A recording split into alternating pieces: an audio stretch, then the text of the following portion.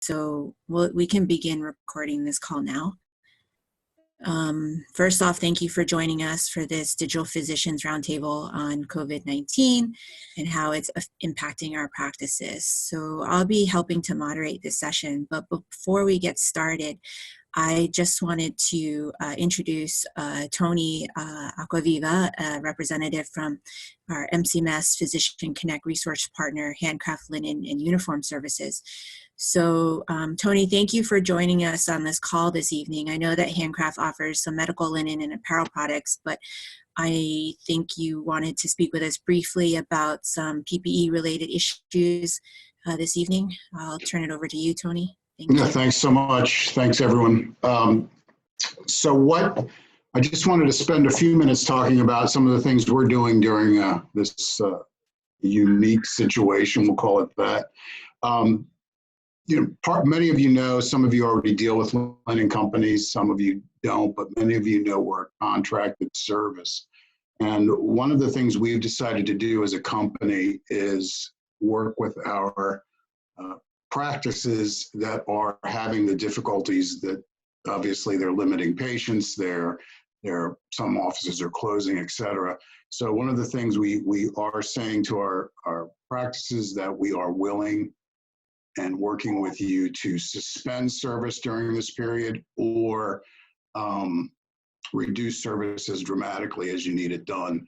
So if you are one of our customers and you are having those issues, please feel free to reach out to me. We'll put you in touch with the right people. I don't know if our competitors are doing that. Hopefully they are, but we made the decision that we're on a long-term relationship, so we're not interested in hurting you during this period. So that's what we're doing with that. There's several things that we're hearing quite a bit of, and we have, unfortunately, not all of the PPE products that there are shortages on. So there's nothing we can do about masks and so on. But we're getting a lot of requests for isolation gowns and protective wear. And that is something that we do offer. We are willing to work with practices on a temporary basis at this point, if that's necessary. I know that not everyone's going to need those at all times, so we are willing to work with you on that. On a shorter term agreement than we would generally work with practices. Those gowns, if anyone's interested in those, I can get samples out to you. They are fluid resistant, they are usable, reusable after laundering. So they're meant for one-time use, but we provide enough that they can be laundered and circulated through your practice so that they're definitely being a protective garment for your staff. Another issue that we've actually, just today, I worked with two separate long-term care facilities, and we put them into scrub programs for their staff because there's a concern about staff leaving practices and the garments that they're wearing, they came in with. So we've put them into programs where we are providing them a change every day. They're able to change on site. They're getting laundered. They're safe. They're not bringing home the infection, et cetera.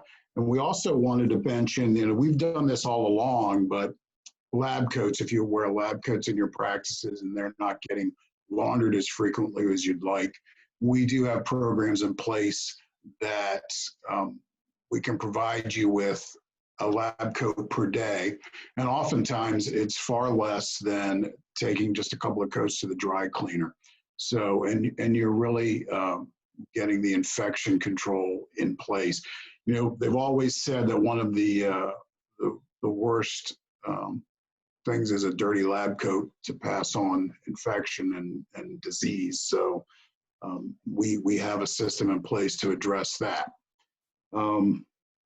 So we're happy to talk to any practices that need that. But most importantly, one of the strangest things that we're hearing, but we're hearing far more than anything else, is suppliers such as Henry Schein and some of the others, McKesson. They're limiting the orders that a practice can make, even with patient gowns. They're they're dropping the number of gowns, and sometimes they're rejecting orders. I just received a call from a couple of Capital Women's Cares where Medline is rejecting their orders entirely. We are working with these practices to convert them into a linen gown program. It's obviously it's a nicer product to start with, but it also will address the needs that this is brought up by the suppliers not having the product that they generally use. And oftentimes, and I've said this at many meetings, we're far less expensive than the disposable gown is. And then another call that I received just today was from a facility that launders their own product, and they're concerned with that because their machines don't get up to the proper temperatures, et cetera. So we're working with them to put towels and sheets into place for them so that they can address that concern. So we are working very closely with all of the practices that we have, and anyone that is reaching out to us will work with you at whatever level you're comfortable with, if we can do so, and we'll make sure that we help guide you through some of these problems that we're having. And the last thing I'll say is our CFO is looking into the CARE Act that was just recently passed to see what you might be able to take advantage of to help you with these types of services, et cetera, if there's anything that will apply to you all, and perhaps you can help. So I should have a little bit more information on that in the near future. I'll share it with Susan and she can share it with all of you. That's all I have. Great. Thank you, Tony, so much for joining us. We really appreciate the support that you've been giving us, and the information was important. We certainly will include your contact information in our post-event email, so the folks on the call and for the recorded later, for the recorded folks who are listening to it, they will be able to get in touch with you after the session. Thanks so much. So thank you again. Thank you. I'm going to sign out. Enjoy your meeting. Okay. Thank you very much. Bye-bye. All right. So if you haven't already met me, this is Annette Pham speaking, and I'm the president-elect of Montgomery County Medical Society. You may or may not know I'm a practicing otolaryngologist, ENT, if you will, and fellowship-trained facial plastic surgeon. So my practice is in Rockville. My partner, Dr. Scott Daly, and I are one small division of a bigger, large mega ENT group called the Centers for Advanced ENT Care. So that includes ENTs from Baltimore to Annapolis, as well as in DC and Virginia. So I'm going to be sharing my experience and perspective from our big group. But before we get started, just a couple of rules of engagement, a few housekeeping things before we begin. So we muted everybody at the beginning of the call for sound quality purposes. So if you need to mute or unmute yourself over the phone, you can press *6 on a PC, Alt-A, and on a Mac, Shift Command and A. So I'd like to try to simulate the experience of an in-person roundtable. So if this can be like an informal, formal discussion, so as each presenter speaks, if some additional clarification is needed, certainly pose a question to them directly at that time, so you can unmute yourself as the flow kind of allows. But certainly you can submit questions via the chat feature if preferred. And we'll pause a little bit between each speaker to see if there's something directed at that speaker that we can answer quickly. Otherwise, we'll just answer everything in general. We can enter it at the end. So really today, the roundtable will address changes to workflows, patient communication, really sharing, addition or expansion of telemedicine or virtual visits, what your experience has been, PPE supply shortages, and more. So we'll have fellow member physicians in dermatology, gastroenterology, orthopedics, ophthalmology, primary care, and urgent care. And they'll be sharing our experiences with us. So as I said, after everyone has presented, we can certainly open it up to some Q&A. And when doing so, if you have a question, if you can unmute yourself and then announce who you are, your specialty, and then indicate to whom the question is directed, so that we're not all trying to answer at once. But I'm just going to take 3 or 4 minutes to just begin and talk about my experience. So certainly, I'm fortunate to be part of a larger group. So many of the decisions we made regarding our individual divisional practices were in consultation with the leaders in the group. So it didn't feel like it was as hard to make these decisions all on my own, instead of being a solo practitioner. So we actually decided very, very early on, since March 16th, that we would limit our practice to only urgent and emergent ENT patients. So what that meant was we instituted some screening questionnaires that the front staff administered, and some clear signage stating restrictions on patients that were being seen. Then we started a one visitor policy. So for instance, if it was an adult patient, no other visitors with the patient. If it's a child, only one parent with the child. And if for some reason, the patients themselves needed some assistance, and that was the only exception. So we wanted to eliminate any patients in the waiting room and visitors. My front staff started wearing gloves just to prevent having to wash your hands in between when people would hand them things. We removed all the magazines from the waiting room. Some of the divisions even removed half of their chairs so that they can get the 6 feet distance between people.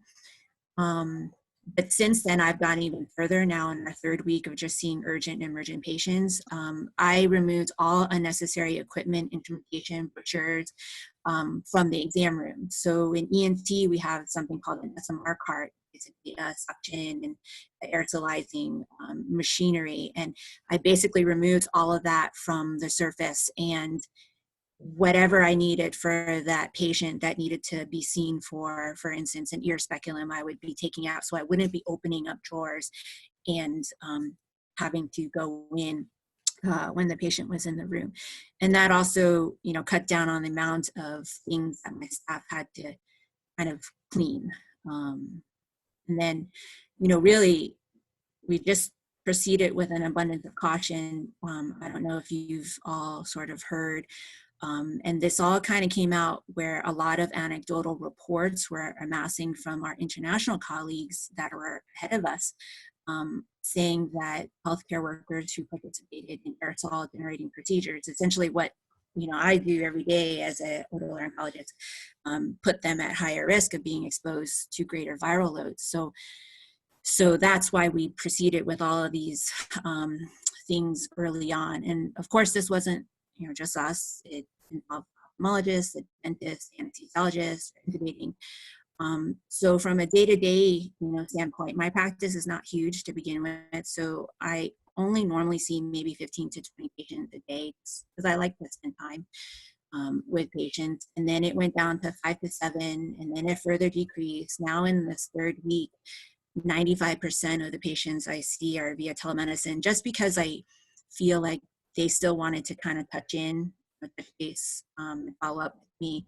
And the 1 or 2, for instance, I've seen this week, yesterday was epistaxis and a severe ear infection, that requires hands-on exam. So as far as staff, we reduced hours by 25% for everyone across the board except the practice manager, who is salaried. I asked for rent abatement from our landlord, but we are applying for the CARES, the payment protection program. So they may or may not allow us that deferment. So we'll see what happens with that.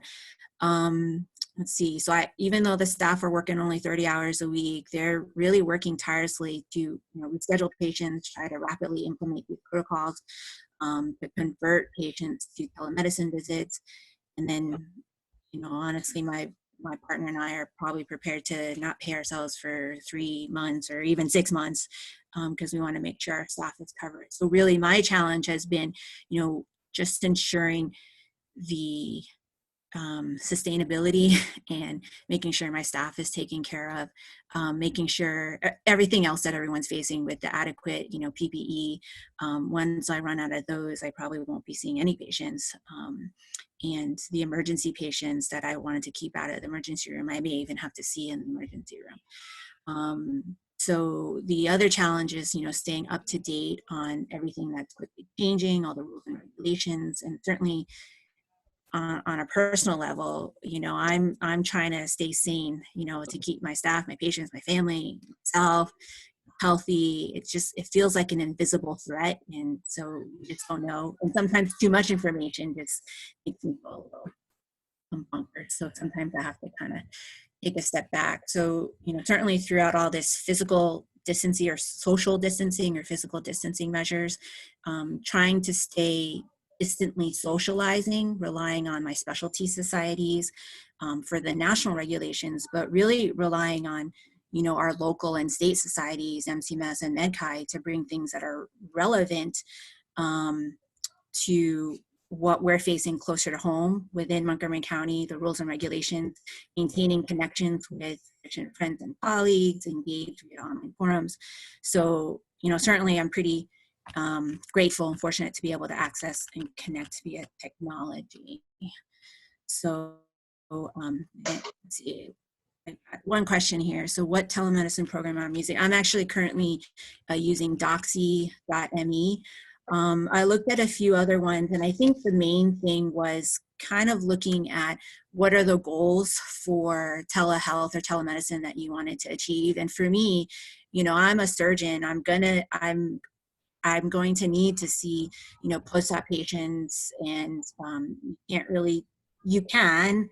Some people have found ways to examine the ears, but I can't examine necessarily the nose. The throat can be challenging, but I think I saw this as more of a patch, and certainly the easiest way for me to navigate was a free browser-based platform, especially for some of my not so tech-savvy patients, young and old. So it was just easier.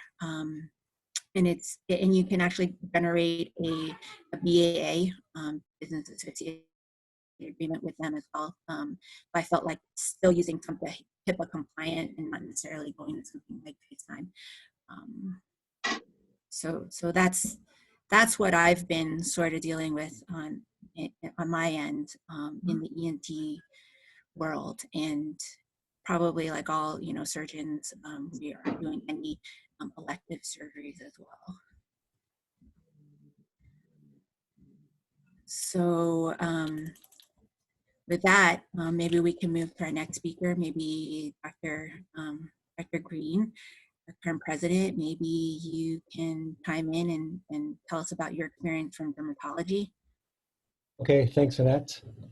Like Annette said, I'm Larry Green. I'm a private practice dermatologist in Rockville, and I have another dermatologist who works in my office who I just hired in October. So she is building her base, or supposed to be building her base, which she was doing very well. So I am part of the Privia Medical Group, but that's just for the medical aspect of my practice. We have a lot of cosmetic. That's probably third to 40% of my practice is cosmetic, as well as clinical trials. So basically, the cosmetic part is shut down completely. That's not happening. We don't encourage anyone to come, and when they do come, we ask them to reschedule for a later time when they do want to come, I should say. I am doing just regular dermatology. I am doing surgery. Someone earlier this week had a melanoma removed. I'm still doing that. I feel that's urgent, and even basal cell skin cancer on the face, I'm doing that. I think that should be taken care of. However, I used to see, like you said, now around 20 patients a day. It sort of is taking care of itself. I didn't, other than the cosmetic aspect of the practice, we didn't ask people not to come in. It's just taking care of itself. Monday and Tuesday, there were 3 people in the practice. Today I had a record for the week. I saw 5. So for the day. So it's really taking care of itself, and people are uncomfortable coming in, which I think is a good thing. And we do want to just see people who need urgent care, whether it's skin cancer removal or a lesion that's changing or something like that on their skin. I am not doing telemedicine. My associate is trying to do it. I cannot look at anything on the skin without touching, feeling to get a good idea of what it is. I can't even tell acne, whether it's an active papule or residual erythema well from telemedicine. So I think it's a disservice to the patient to do it. But the other person in my practice is trying it. And I know other dermatologists are trying it. I know they're having difficulties, but it's the best of they're always telling me they're trying to make the best of it, but it is very difficult to do telemedicine through dermatology. 3 of my employees 2 weeks ago asked to be laid off so they can collect unemployment, so we did that for them. The rest of my employees do have cut hours, about 25% this time. We've applied for 4 applications. I don't think we'll probably get any of it, being a physician office, including for tomorrow, we're sending in the payroll, I forgot what it's called, the payroll act that you're trying to get payroll. And my bank told me, don't count on it, but we'll submit it for you. There's so many people who are trying to get it in tomorrow. So it's not something I think we can count on. I think it's important, though, what I did secure from my bank is a loan, because after the next payroll, I won't be able to meet payroll. So it's 4.75%, which isn't bad, but at least that's something I know I can look at to try and support my practice after the next payroll. Now, as a dermatologist, PPE is not very important for me. We're reusing our masks. We're reusing our gowns when I go and examine a patient, obviously not gloves. We have plenty of those. So that's something we don't have a need of. I did order 2 sets of masks through a medical supplier the other day, and it's interesting, in January they were $10 a box of 50, now they're $75 for a box of 50. And these aren't even N95 masks. We can't get those till June. So I appreciate what the County Medical Society has done with everything that Susan has organized for us, because learning where to apply for all these grants or loans, preparing us and through what to do, having speakers, I think has been key in how I've been able to cope with what's going on.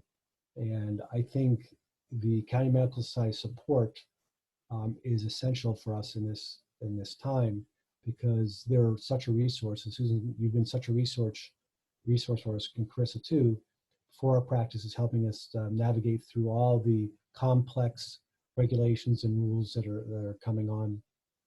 By the way, as far as telemedicine, my associate is doing, I want to go back to that, my associate is doing it through the Privia website. They have something that we can use, but I know other dermatologists are just FaceTiming patients, because that's been relaxed. We can FaceTime patients if we want, and still bill for a telemedicine visit. Right, you have to have a place of services 11 and with a 95 modifier, from what I understand. So that's what we're doing, and I'll open it up to the next person.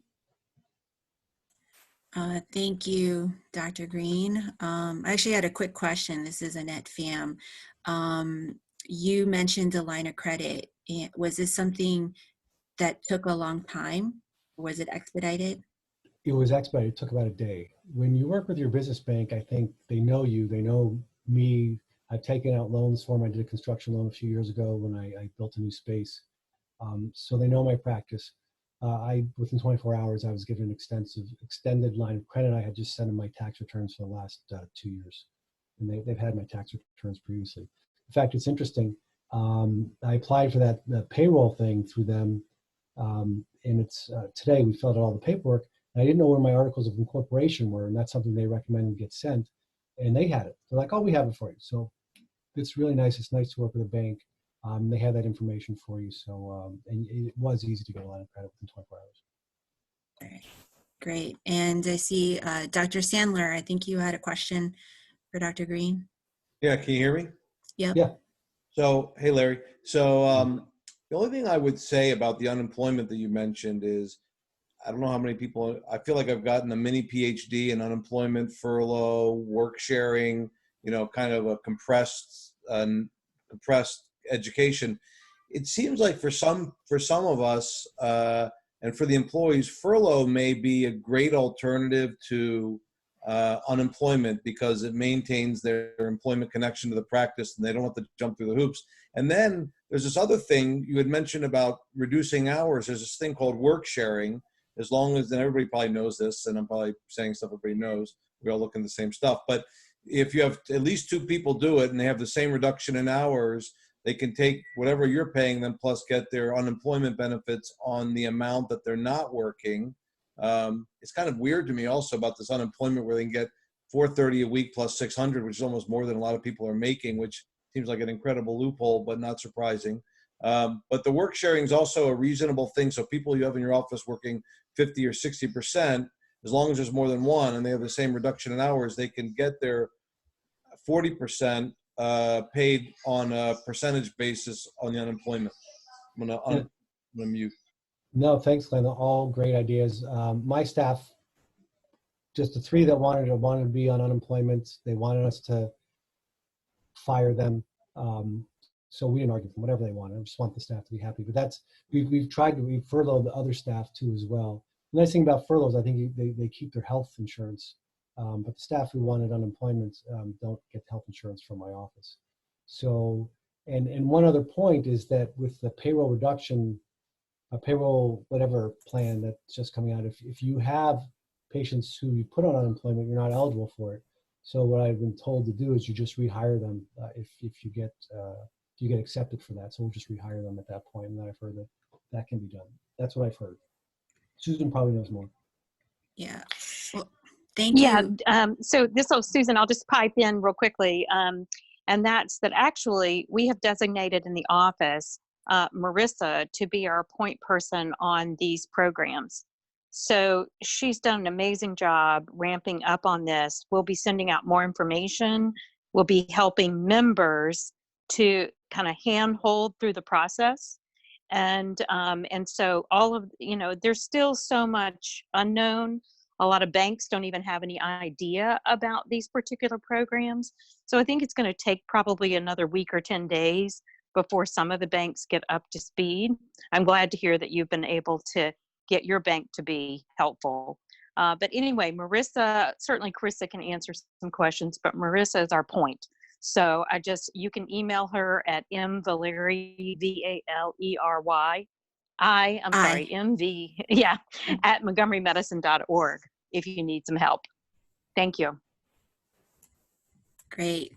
Thank you very much. Actually, it's very good to hear all of the information again. So Dr. Sandler, I think you bringing up those points are also important because it is a roundtable, because sometimes an interpretation by another person may not have thought that it worked that way. So I think it is really important for you to pick in.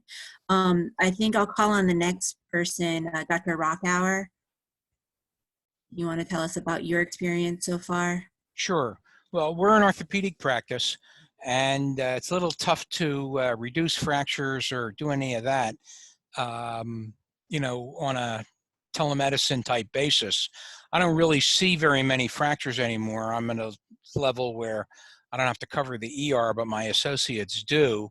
And so we're still getting some people coming in from the ER, only because they've been seen in the ER and they need that follow-up. Also, we have an x-ray machine in our office, so we have to be able to take x-rays. We've been doing some telemedicine using Zoom. We have a little system set up where the front desk screens the people, gets their email addresses and phone numbers, and then I call them back and set up a Zoom one-on-one thing. You can sort of get through a lot of things done. I often say that Sir William Osler used to say that if you talk to the patient long enough, they can tell you what they have. And that sort of works even for orthopedics. We see a lot of non-operative or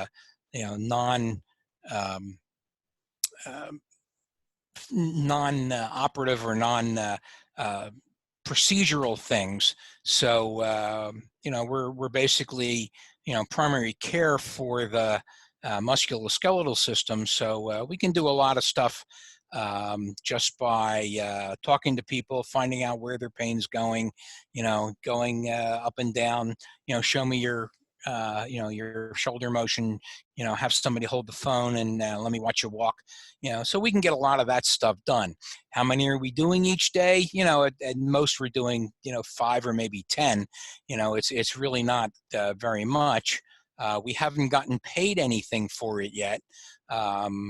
But we know one of the other practices in our in our building, a medical practice, who was able to get this stuff up and running earlier, has been getting actually paid by Medicare and some of the other commercial payers too. So it really can happen.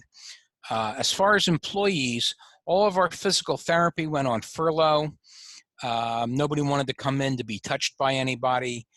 We got a few, they were all off for a week. One therapist came back to do some partial hours. So we're starting to do that.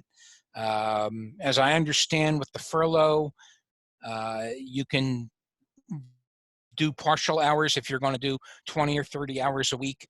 And then the government will pick up the rest of it to, be to their, close to their normal pay period. And we'll see what happens when it actually happens. We haven't been able to figure out any of the places to actually submit any of the paperwork for yet, but we're working on it, and I'll be sure to get in touch with Marissa to have her hold my hand to get through all this. What else? The other thing that that concerned me is, and a number of my employees, is their medical insurance. We go through Care First, and we split the cost with them. We pay some of it, and they pay some of it. But if they're on furlough, or 100% furlough, or partial, how does that happen? And I don't want to stick them with bills. So if anybody else has any good ideas of what to do with employees and those kind of benefits, I'd be glad to hear it, because I don't really know how to handle it. I think I'm going to pay for, it's paid for April now, because I already did that last month. But going forward, I may pay for it just because I'm a nice employer, but I don't think I can do that too long. So Dr. Pham and Dr. Rockhour, this is Susan again. I want to let you know that we're going to be doing an update with Paley Rothman on these employment law issues, and we can be sure to put that on the agenda for that webinar. Thank you. We're looking at only doing these webinars once, but then recording it, because what we have seen is quite amount of attrition between registration and participation. And so then that way physicians would have access to the recording anyway to watch at their leisure. So we'll make sure we put that on the agenda. And one other thing that we're working on is a billing and coding webinar for telemedicine. And going through, again, this has been changing daily, but going through each one of the payers, and because sometimes it's payer specific. So, so we'll be going through that, and we're putting together that webinar, I would say, in probably about a week. So if you haven't seen any payments by then, you might want to have your practice manager participate in that.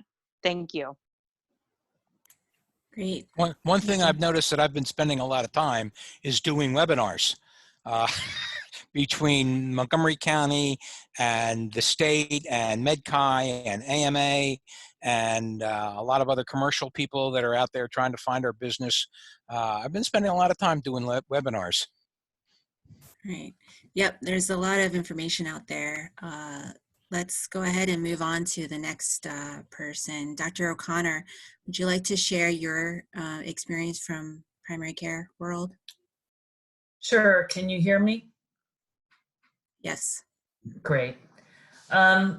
So yes, I'm Carolyn O'Connor. I guess we have a small group tonight. As Susan said, there's attrition between registration and attendance, but just a few thoughts on this subject. I am doing almost 100% telemedicine. It's been quite the experience. I am not tech savvy at all. I can hardly get anything to work ever. And on the Monday, March 16th, I was learning how to use Microsoft Teams for telemedicine, getting doxy.me running. We also upgraded, or not upgraded, but we added a office communications tool called Slack, which I can't say if I like that. We have a big group and there's a lot of people that need to communicate. But I don't know how helpful it's been. And also I had decided to learn how to use Doximity to make phone calls to patients, and you can make it look like it's originating from your office. These may be some new and some old to you, but to me, 4 new platforms on one day, I thought my head was gonna explode. And the first 2 patients I tried to do on the telemedicine failed. By the next day, I saw 3/4 of my patients on telemedicine. We are doing almost 100%. I had a new diabetic in mild ketoacidosis, an 18-year-old, type 1. Her sugar was 400. I didn't want her to go to the ER. We brought her in with her parents. We gave her insulin samples. We got her in with the endocrinologist for the next week, but it was someone who really needed us, and we kept her out of the ER. It was very gratifying. I also, but this week, I can't remember if I've seen even 1 patient in person. We have a lab. We have a phlebotomist in our office. She's getting 1 or 2 patients a day. And we still have our doors open. We're still having our staff there to register the patients and get them on get them teed up for Microsoft Teams and whatnot. I want to make a comment. I want to echo what Larry said. I totally cannot tell you how much I appreciate MCMS and how much they've done so far with the webinars. It's just been a godsend. Just some other random things I wanted to say. You know, I'm looking forward to the webinars about documentation and coding and billing, because I'm very nervous that I've just jumped right in, and I keep reading little memos from our billers about what you're supposed to do, and I doubt I'm probably going to get down coded on every visit, so I probably need to refine my documentation and create templates that'll pass muster. I think that it's been, as far as the business part of it, we're asking for rent abatement from all the landlords of the practice. The partners are taking less pay. We laid off a couple of people here and there, and we're keeping a watchful eye and combing through expenses to see what can be reduced. So that's what we're doing. The thing that I want to say about it, though, is the patients have been very grateful. We're able to give them reassurance. I think we're keeping them out of the emergency room. I realize you guys are specialists, but, you know, as primary care, keeping people, you know, keeping them calm and letting them know that they just stay home, wash your hands, social distance, take care of yourself, and only go to the ER if you're really in distress. So, but and the last thing, just in terms of the experience, is the nightmare of the testing. You know, you can't get these people tested. It's just frustrating for everyone. I can't wait till there's widespread testing. So that's it. Great. Thank you, Dr. Connor. So you said you're not doing any testing in your office right now? We have we have a 10 office practice, and the first week, I think it was Thursday, the 12th of March, let's say, we designated one office to be the one where sick people would go. And that would be like probably people that you thought should have a flu test or a strep test, and then just in case they could be treated for those things. But at that time, I don't think we even had tests. And then we got the LabCorp test. But initially we got no positives. I think out of a couple dozen tests, we've only had a few positives, and they evidently had enough PPE to do it. So we were trying to get, people into one place, and I have not worked there myself, so I'm not sure what the workflow really looked like. I think they had a back door and so on. Okay. And a designated room and so on. But I'm really anxious for the county or the state to implement the motor vehicles testing. I'm not going to let every Tom, Dick, and Harry with a sneeze to get a test, but at least we could get some more information. I understand Shady Grove got a 1-hour test, not the Abbott one, but another one this week, like maybe yesterday or today. Not that I'm sending patients there, that's for them, but it's just it's been fascinating. The other thing I want to reflect on here, by wasting another second of your time, is the scientist in me has been fascinated by. I went on the CMS 2-hour call on Saturday and listening to scientists all over the country, building protocols and sharing, and it's very exciting if it wasn't so scary. Right. Well, Dr. O'Connor, I think Dr. Rockhauer had a question for you. Yeah, I just wanted to comment on the State Department of Health call yesterday or the day before. I guess it was Wednesday. Dr. Haft was asked pointedly why there was no state testing facilities in Montgomery County. They're all over the state. They're in Towson. They're in Prince George's County. Glen Burnie, Yeah. Mm-hmm. But nothing in Montgomery County. And he sort of hemmed and hawed about why it's not, and maybe it's going to come soon, and maybe the motor vehicle testing site will be up and running at some point or other, and the lines will probably be running around to Montgomery County Medical Society offices from there. But he knows that people really want it in Montgomery County. We are the most populous county in the state, and we should have something there from the state. Agreed. Well, this is Susan, not to mention the fact that we have the largest number of cases. Most Right. cases, And yeah. Correct. And so I communicated with him last week on one of these meetings and sent a question. And then on Monday, I sent a pointed question to him, and I got the same sort of response. We hear you. We're working on it, Howard. So it is really curious about why the allocation of resources isn't where the greatest number of cases are. Now, I realize Prince George's is second in that. So let's all keep that up. Dr. Ali has a comment about that as well. Yes, and I'm actually going to have Dr. Ali speak next, but I wanted to take a question from Dr. Sandler. You wanted to add something to Dr. O'Connor?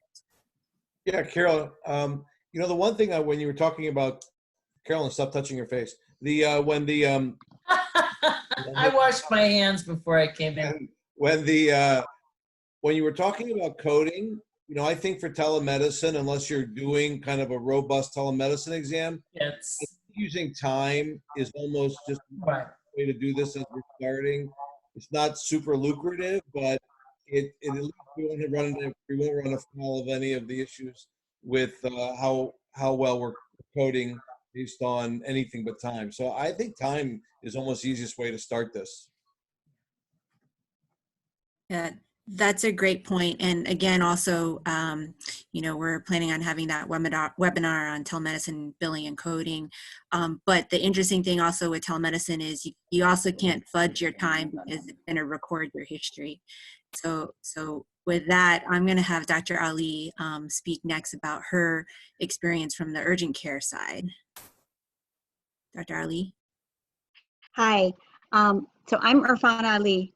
The light in my room isn't enough, so you can't see me too much, but I'm I run fast track urgent care. I'm an ER emergency medicine trained, but I do urgent care now. So, in terms of the COVID-19 and what's happened to our practice, it's changed what we do dramatically. We have 2 centers, and, when this first started about 3 weeks ago, I would say that we were inundated with patients that were all having symptoms of COVID-19. And a little bit prior to that, when the first few cases started, I had enough PPE that I'd had everybody start wearing masks and gloves, registering and seeing patients, because the way that we work, we have a waiting room, we have registration, we have triage, then our providers see the patient. So, in that sense, we were lucky that we had some PPE to be able to see these patients. And when we realized how inundated we were getting with those patients and how risky it was starting to become, we in fact changed our policy that we would not see people anymore in the clinic that had symptoms of COVID-19. But that happened concurrently with us starting telemedicine. So for us, telemedicine has been huge because we were able to see patients online and allow them to discuss with us what symptoms they have, and then we schedule testing. So we have tests. Initially, we had a lot of difficulty getting tests, and then suddenly now we have lots of tests. And we are using LabCorp as our provider for the testing. And originally we were told the test would come back in about 3 to 5 days. And what's happened is that testing has in fact lagged to about 10 to 13 days. So most of these people are already out of their quarantine by the time we get the results of our tests back. We have put ourselves in line to get, I think, one of the Abbott tests. And we just found out from McKesson that they are now offering the IgG and IgM finger stick test, which gets done in about 10 minutes. But I think that's going to be not so useful for us, at least at this point, but maybe a little bit down the road when we're looking at, I guess, convalescent patients, et cetera. So the way that we've changed our practice, though, over the last 3 weeks is that because our walk-in traffic has dramatically reduced, and we didn't really want, we had to furlough a couple people, one full-time, 2 part-timers, and we wanted to keep as many employees as we had, besides the 3 that we had to furlough. We've closed operations at one of our clinics. So we've moved all of our patients and all of our providers into one center. So where we're seeing walk-in traffic as well as doing telemed. So the telemed visits are definitely a lot. I mean, we have an every 20-minute appointment schedule, and every single appointment is taken. The only problem with these appointments is that people cancel. They cancel like literally when you get on the phone with them. So then we lose so many spots to cancellation. So we're trying to work on that sort of cancellation policy situation. But what else can I say? I mean, we've had some difficulty in getting x-rays for patients. Like, originally we were kind of worried of bringing COVID-19 patients in to our clinic to do a chest x-ray. And so I thought, well, we'll send them to radiology. And then we get notes from radiology that tell us that they're not taking any patients that have any signs of COVID-19 to be x-rayed. So basically, if you want an x-ray, you have to send them to the ER. So we've had to modify a little bit, and we've, very carefully screened and seen patients. Like, I think we've had 1 or 2 patients, but most of the time, by the time they need a chest x-ray, they should be going to the ER anyway. At least that's what it seems to me when we talk to these patients. We've done probably about 100 tests for COVID-19, and I would say that maybe 15 or so are positive that we've had. And of those positives, I'd say that maybe they were in the first week of when we were inundated with those patients. Since then, all the ones that we've tested have been outside. So the first week was just crazy. And subsequent to that, once we instituted the policy of telemedicine, what we do is we see the patient, we talk to them about the testing, whether they need it or not, and then we schedule them for a test outside. And what happens is, for a short time period, we have one of our medical assistants stand outside. We have a gown and, a mask and face shields, which, by the way, we're all reusing things because we're eventually going to run out of these supplies. So, but safely reusing them, like face shields, you can reuse. Masks, if they're under a face shield, and we're not really getting aerosolization, we're not getting people spitting on us, we're not getting any of that happening, so we can reuse these things. But we're using all of that gear, and then outside we have patients kind of drive up, they text us, and then we come out and do the swab, and we're trying to cluster all the testing in one place, or at least one time slot. And so I also wanted to talk about like our EMR, and our EMR is a small EMR that we use. It's called Codonics. But what we've used for our telehealth is a platform called Solve Health. And I have to say, it's really been amazing for us. Hold on one second. I'm just going to turn on the light because it's getting darker and darker. What is the name? What did you say? Solved? I didn't understand. Solve Health, SOLV Health. And it's just amazing. Been the easiest, fastest implementation I've ever done of any product. It took us literally 1 week to get it up and running, everybody trained, and we're doing it. And I'd say that every 10 minutes we have an appointment. Every 20 minutes, sorry, we have an appointment. We haven't made it every 10 minutes because it's hard logistically to do a phone call that quickly or a televisit, because they always have some sort of video issue or audio issue. And we have to collect information about them because we're in urgent care, we don't know them. So we have to enter the demographics, we have to enter their insurance information. So what I've implemented is an extra position, in fact. So that's how we could keep all of our medical assistants pretty much, is we've created a telemedicine coordinator position.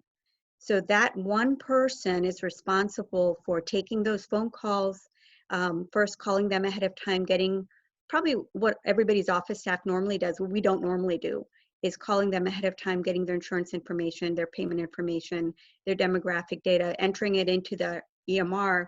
And then once they start the video call, they get off the video, they give it to the provider that's on, and then we talk to the patient, and then they complete the visit with whatever, if they need a note, we email them a note because they've relaxed the HIPAA regulations. If they need a COVID test, we schedule them in. If they need a flu test, we schedule them. And if they need to just be seen in the clinic and they were like back pain that really needs to be seen, then we'll convert them into a clinic visit. So that's what we've done. Well, that is very informative. I actually like to reference then, you may or may not have seen from MCMS request and survey where they're looking to gather information about which practices are open, what type of visits you're seeing, accepting new patients, telemedicine, and just trying to compile a list, as well as anyone who may have some shortages of PPE or extra PPE to sort of reallocate if they're not seeing patients. I think that patients and physicians are calling society, inquiring, and I think if we can get some of gather this data, so be on the lookout for the survey. It's gone out a couple of times. It's an open survey about the practice. And then only a few comments. I think that Dr. Green wanted to follow up on Dr. Sandler's comment that starting in 2021, coding will be based only on time or complexity of medical visits anyway. So using time is just a way of how we'll code for office visits starting next year. I mean, I don't know if that's that may or may not be delayed given everything that's going on as well. So just wanted to add that. And then as we're wrapping up here, I wanted to see actually if Dr. Hers, our ophthalmologist, Dr. Hers, are you on the line? No. Okay. Well, certainly I'm open to taking any questions and answers. Where basically at 8 o'clock now, I know that if anyone had any directed questions, we can certainly take them now. Dr. Pham, this is Susan again. Just a word of warning. We're aware that there's already a recruitment effort of auditors by the government to start clamping down again on HIPAA violations after COVID is over. So physicians, of course, are getting very used to, in many cases, using FaceTime, the non-HIPAA compliant Zoom, just about any platform, a telephone, to call these patients. And so what we're encouraging, even though it may come with a greater cost and even other workflow changes, is that you do what's in the best interest of the patient now and try to do the HIPAA compliant type versions, because come August, if you decided that telemedicine is something you want to continue to do in your practice, then you're going to have to change software or apps to comply again now with HIPAA. And that's going to be a whole other workflow change that you have to implement. So we wanted to just give you that tip. We're aware they're already recruiting for enforcement to start probably in August. Well, that's scary. Gee, if, but as if physicians and healthcare providers aren't putting themselves on the front line, trying so hard, implementing new workflows, and primary care there's a shortage, and we don't get paid much at all, and then they're gonna punish us. So that really makes people want to stay in business, doesn't it? I understand, and we agree. But we are using, both of our telemed platforms are HIPAA compliant, so we're okay on that one thing. And Solve Health, the one we're using, is also HIPAA compliant. If anybody's interested in that product, I'd be happy to give you guys the contact. actually, Dr. Ali, and then everybody else who spoke, this is Annette Pham. Just in closing, can we go ahead and give a grade and, well, what platform you're using now? What grade would you give it? What's the pricing, if any, and is it HIPAA compliant? So Dr. Ali, you're saying. Marissa, do you mind taking notes on this? Because we've been developing a list and we're trying to capture this information. Could that be emailed out to us as a question rather than trying to come up with an answer here one at a time and record it? Sure, we can. Sounds like a plan. So with respect to everyone's time then, let me go ahead and close up. A couple of things I just wanted to let you know about, since I did have your ear for a couple more minutes. On April 16th, we've been doing the collegiality dinners. Instead of in-person dinner, we're still going to have a collegiality virtual dinner. It'll be like web chat on well-being, and hopefully it'll be almost like a virtual happy hour. So look in your inbox for that. Certainly MedChi and the Maryland Department of Health, all clinician calls still occur Monday, Wednesday, and Friday each week. Mondays and Wednesdays, it's at 5 o'clock. You can sign up and register from the email that's sent from Gene Ransom. If you're not getting his emails, you might want to look in your spam folder and mark it as such. The dial-in is also linked in from our Montgomery County Medical Society webpage, montgomerymedicine.org/COVID-19. On Monday and Wednesdays, it's 5 o'clock, and on Fridays, it's at 12. And then starting on past Monday, you can actually also get CME credit for that as well. And then, like I said, look for that survey with regards to trying to collect all the information. Just to say that in order to get the survey, you have to get the slide deck at the end of the lecture. They'll email it out to you, and then you got to find the link. For the one from Wednesday, I couldn't find it. I had to email them and say, "Where is this?" And they sent me the link. But then I went through. It was on page 28 out of 39. So you got to look hard for the survey to get the CME stuff. Well, great. Thanks for the tip. And certainly, just some final thoughts. I wanted to thank MCMS for hosting this roundtable discussion. Certainly, as everyone has mentioned before, Susan D'Antoni, our executive director, and her staff, they are 4 people, but they're doing the work of 40 people. So they are working tirelessly as the caregivers of the caregivers. So certainly you can be on the lookout for the post-event email. So we'll have the link for the recorded version of tonight's discussion. Certainly if you think this was valuable and be useful to hold additional sessions dedicated by specialty or include other specialties, even to elaborate further, certainly let them know.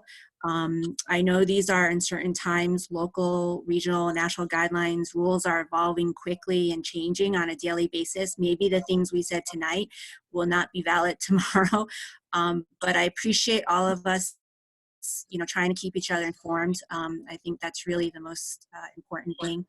And with that, I wish you all a good night. Stay safe and be well. Thank you. Good night. Thank you. Thank Okay, you, bye-bye. Dr. Pham. Thank you, everyone. Thank you all. Thanks, Carolyn. Thank Thanks, you. Ellen. Good night. Thanks for fun.